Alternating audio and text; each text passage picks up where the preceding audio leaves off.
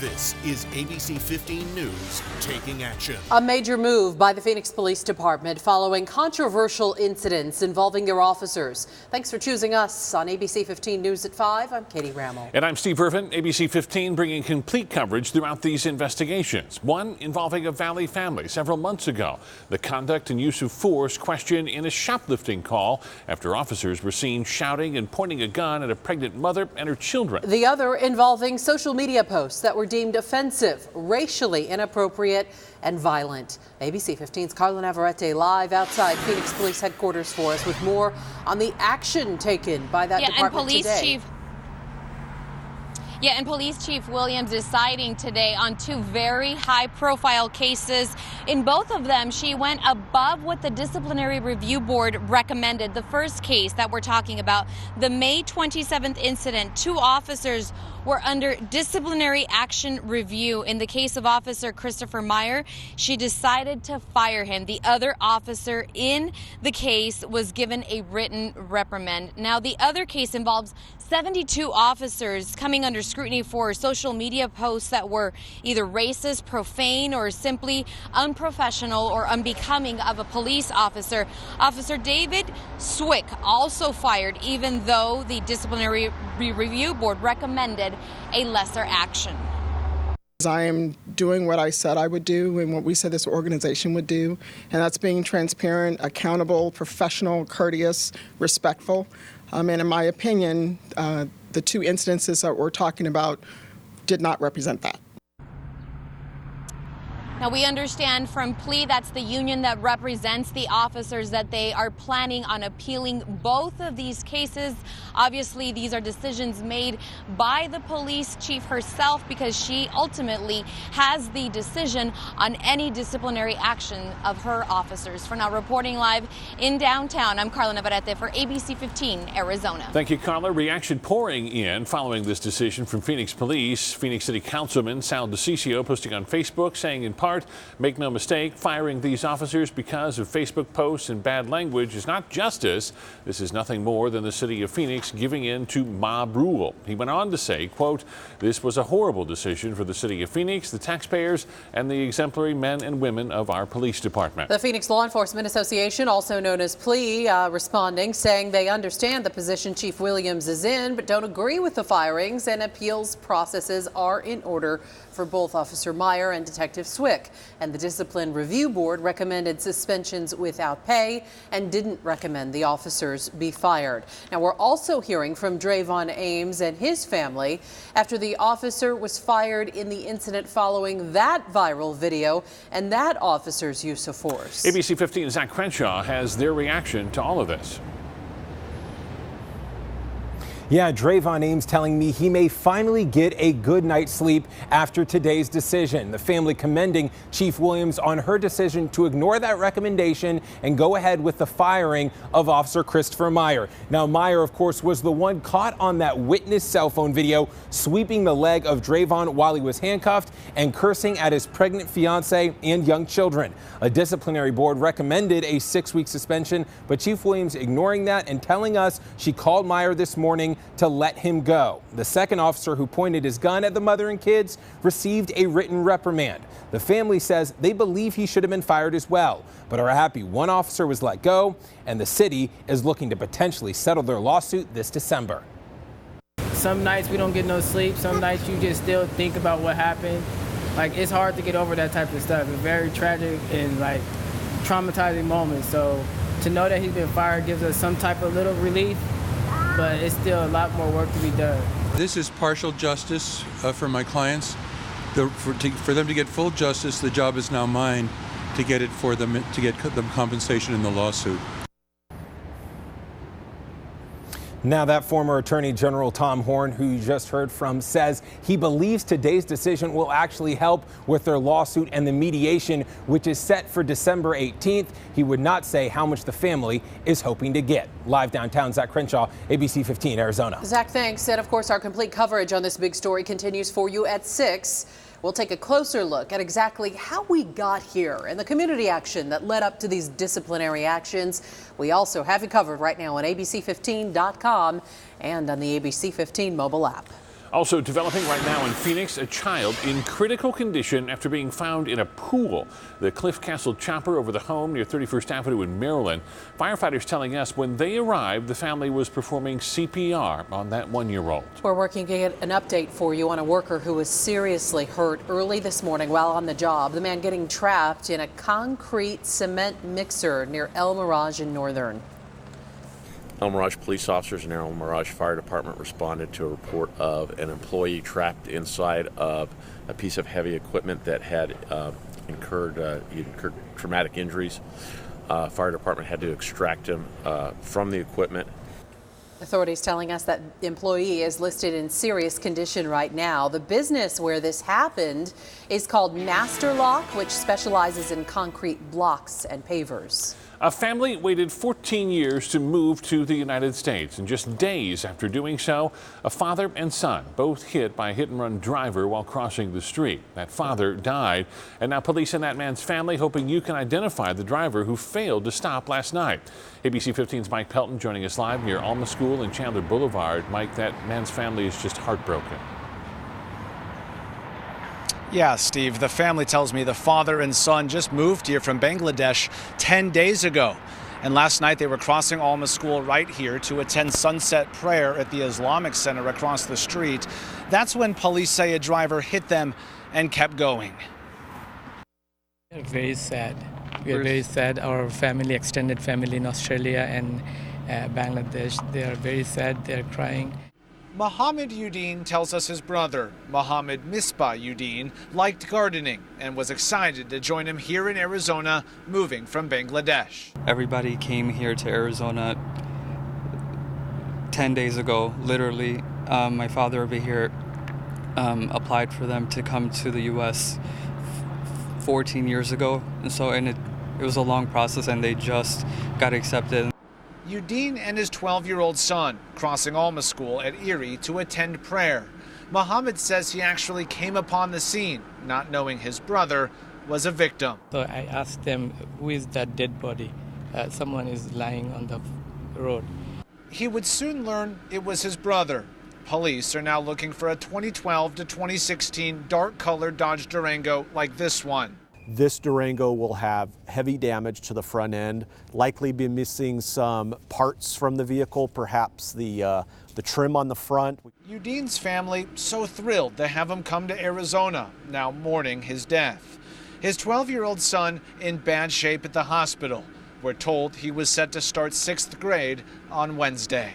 We believe that whatever happened, that happened by the will of God. We hope that something good will come from this.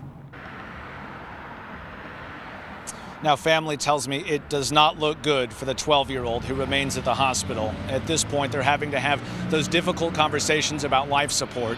Meanwhile, funeral services for that boy's father are set for tomorrow. Tips in this case should go to Chandler Police. For now, we're live in Chandler tonight. Mike Pelton, ABC 15, Arizona. Hopefully somebody calls in. Mike, thank you. Meantime, ABC 15 will be monitoring the Board of Supervisors meeting tomorrow as they consider their next move against Paul Peterson, a county assessor facing criminal charges in 3 states related to an international adoption ring. As we reported to you last week, the board said they'll be investigating if Peterson used any public resources as part of his adoption business or any of the dozens of other crimes he's charged with. Now, while the Board of Supervisors plots its next move, Governor Doug Ducey says there's got to be a way to remove elected officials like Peterson who can no longer do their job because of the trouble they're in. Ducey, who has called on Peterson to resign, says local and county governments should have remedies available to them to remove elected officials when extreme circumstances exist.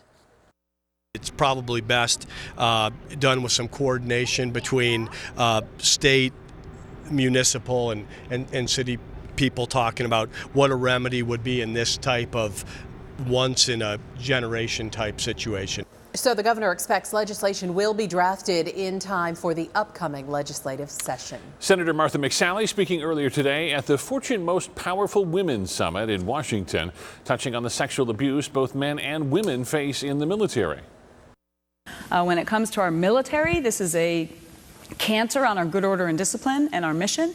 and we've got to do everything we can in order to rout it out and prevent it from happening and prosecute those who commit those crimes. McSally also touching on the upcoming election, saying people need to be on alert in 2020 for Russian interference and, quote, not to be fooled by it. Tracking your forecast, I'm Chief Meteorologist Amber Sellins. 90 degrees for that high today, putting us a little bit above normal. And we do expect another day in the 90s tomorrow, too. But on average, our last 90-degree day of the year is usually around October 28th.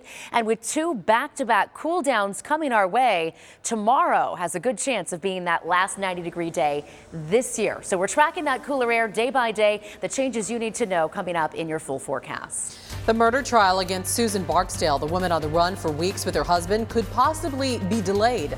The special request her attorney made in court. Hundreds of homes evacuated, but the real threat for wildfires in California will continue to grow in the next 24 hours. Could hackers have control of your computer and you don't even know it? Coming up, Joe lets you know the obvious signs and what you should do about it. They were the notorious couple who escaped a prison transport on the way to Tucson, and now we're learning the attorney for Susan Barksdale wants her mental health reviewed.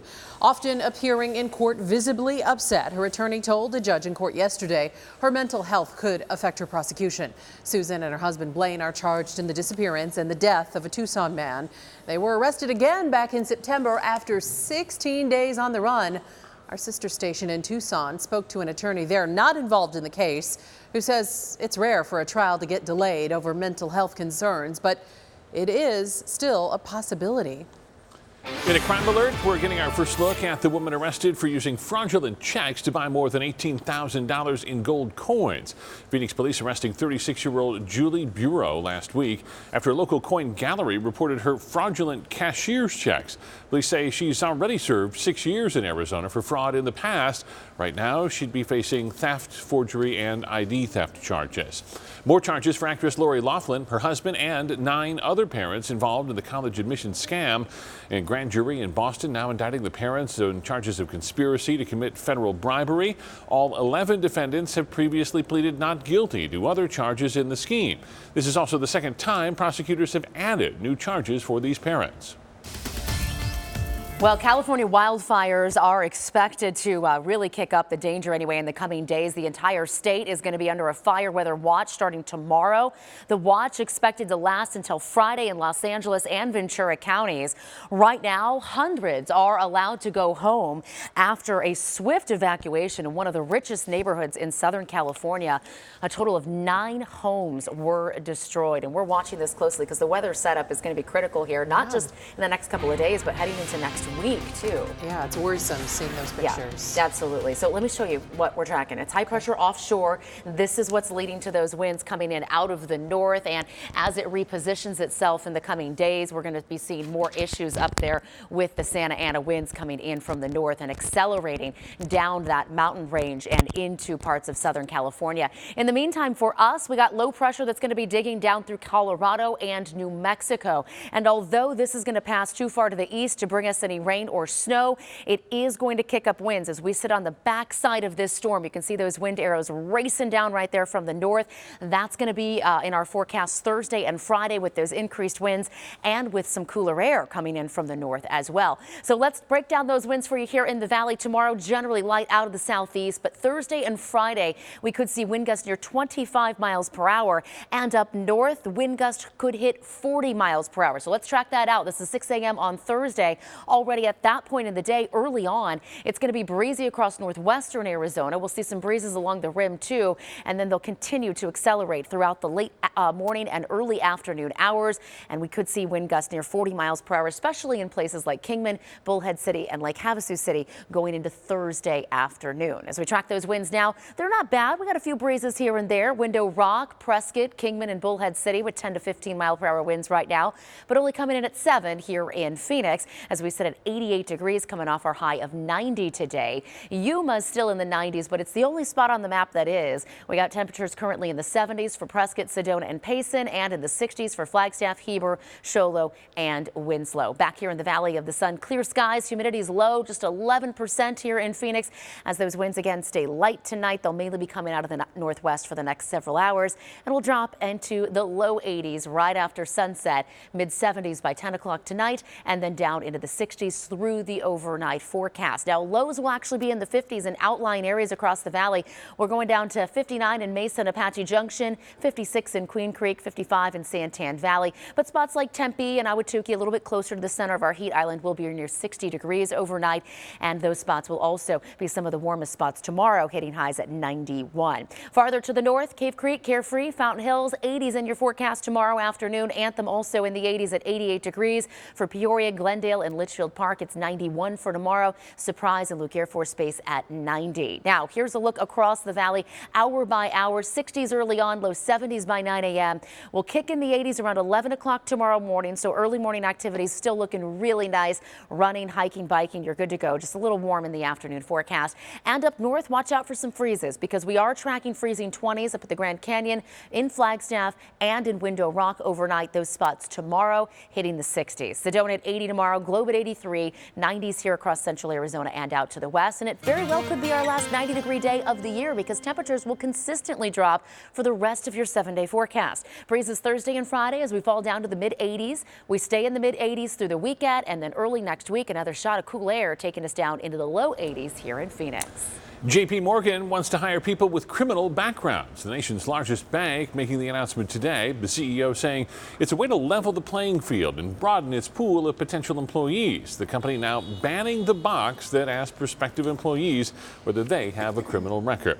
New at 5, international travel is booming, according to a recent AAA survey that says a quarter of Americans plan to travel internationally over the next 18 months. Along with most of those people jumping the pond to Europe or beach destinations, 77 million Americans are still road tripping on those vacations overseas. Permits to drive in foreign countries also up 33%.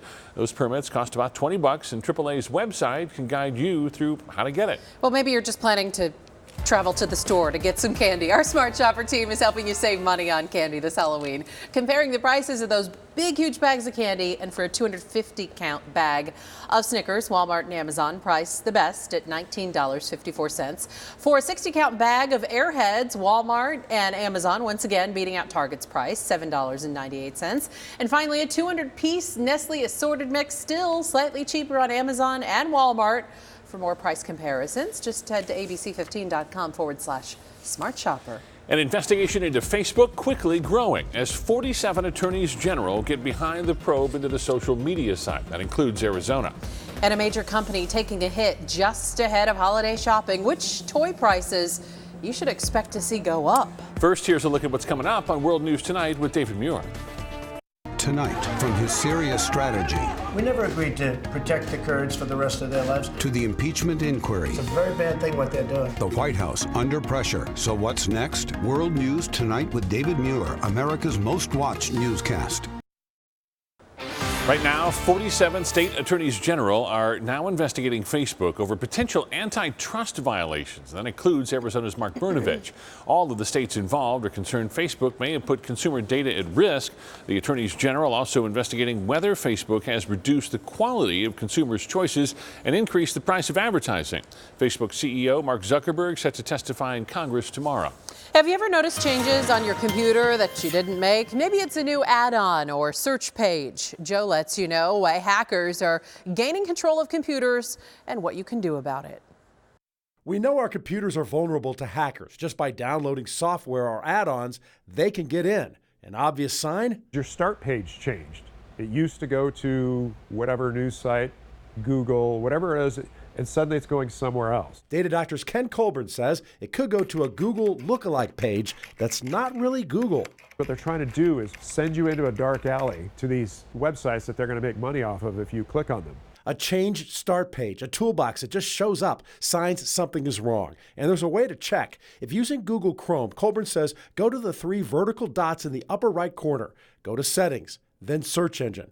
Make sure it's what you want. If you don't recognize them, get them out of there. Also, type this into your address bar, Chrome extensions. That shows you what's installed on your browser. If you do make changes and the old settings come back, you could have a bigger issue. So use your antivirus software and run a deep scan of the entire computer. I'm investigator Joe Ducey. If you've got a problem, let me know.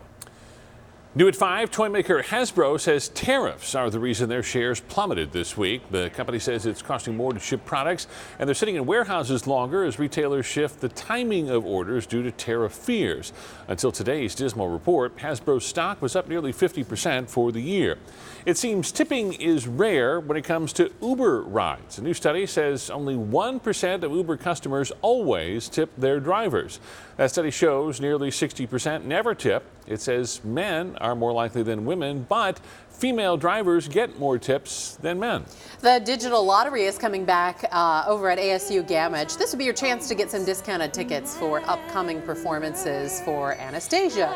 This Friday you can get signed up at luckyseat.com starting at 10 in the morning, and then if you're picked, you can get 2 tickets at just $25 each. Performances start October 29th through November 3rd. All right, well, not your typical house cat walking around the front yard. Check out this. A bobcat, there he is, spotted in the Buckeye area. Michaela Anderson sharing this video from the Verrado community. I mean, it's cool, but it's also a little bit terrifying. Yeah. Do not corner the animal. Right. Yeah, I'll stay over Let here. it be. Yes. Wild. So beautiful, though. All right, well, let's take a look at your 7-day forecast. That's looking really nice, too. Tomorrow in the 90s, and who knows, it may very well be our last 90-degree day of the year because we are steadily dropping after that. Breezes Thursday and Friday, windy conditions up north, and a drop to the mid-80s by the end of the week. World News is up next. See you at 6.